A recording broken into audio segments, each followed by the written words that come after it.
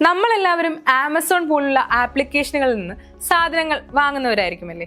എന്നാൽ ഒരു സന്തോഷമുള്ള സങ്കടമുള്ള കാര്യമാണ് പറയാൻ പോകുന്നത്. ഓരോ ഉപഭോക്തൃ ഓർഡറിനും പ്ലാറ്റ്ഫോം ഫീസ് ഏർപ്പെടുത്തി പ്രമുഖ ഓൺലൈൻ ഇ-കൊമേഴ്സ് പ്ലാറ്റ്ഫോമായ ആമസോൺ ഇനി മുതൽ ഓരോ ഓർഡറിനും 5 രൂപ പ്ലാറ്റ്ഫോം ഫീസ് ഈടാക്കും. പ്രൈം അംഗങ്ങൾക്കും ഇത് ബാധകമാണ്. ഫ്ലിപ്കാർട്ട്, സൊമാറ്റോ, സെപ്റ്റോ, സ്വിഗ്ഗി എന്നീ കമ്പനികൾക്ക് പിന്നാലെയാണ് ആമസോണിന്റെ ഈ നീക്കം. എന്നിരുന്നാലും ആമസോണിന്റെ ക്വിക്ക് കൊമേഴ്സ് വിഭാഗങ്ങളായ Amazon Now, Amazon business, Bazaar എന്നിവയെ ഈ ഫീസിൽ നിന്ന് ഒഴിവാക്കിയിട്ടുണ്ട്. ഗിഫ്റ്റ് കാർഡുകൾ, മൊബൈൽ റീചാർജുകൾ, ബിൽ പേയ്മെന്റുകൾ പോലുള്ള ഡിജിറ്റൽ വാങ്ങലുകൾക്ക് പ്ലാറ്റ്ഫോം ഫീസ് ബാധകമല്ല. വാൾമാർട്ടിന്റെ ഉടമസ്ഥയിലുള്ള ഫ്ലിപ്കാർട്ട് കഴിഞ്ഞ വർഷം 10,000 രൂപ വരെയുള്ള ഓർഡറുകൾക്ക് 3 രൂപ പ്ലാറ്റ്ഫോം ഫീസ് ഈടാക്കിയിരുന്നു.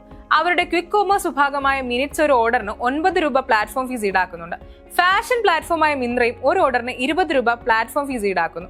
സൊമാറ്റോ, സ്വിഗ്ഗി എന്നീ ഫുഡ് ഡെലിവറി പ്ലാറ്റ്ഫോമുകളും ഇൻസ്റ്റാമാർട്ട്, ബ്ലിങ്കിറ്റ്, സെപ്റ്റോ പോലുള്ള കമ്പനികളും സ്ഥലത്തെ ആശ്രയിച്ച് ഒരു ഓർഡറിന് 4 മുതൽ 30 രൂപ വരെ ഹാൻഡ്ലിംഗ് ഫീസ് ഈടാക്കുന്നുണ്ട്. കഴിഞ്ഞ ഒക്ടോബറിലാണ് സൊമാറ്റോയും സ്വിഗ്ഗിയും പ്ലാറ്റ്ഫോം ഫീസ് ഉയർത്തിയത്.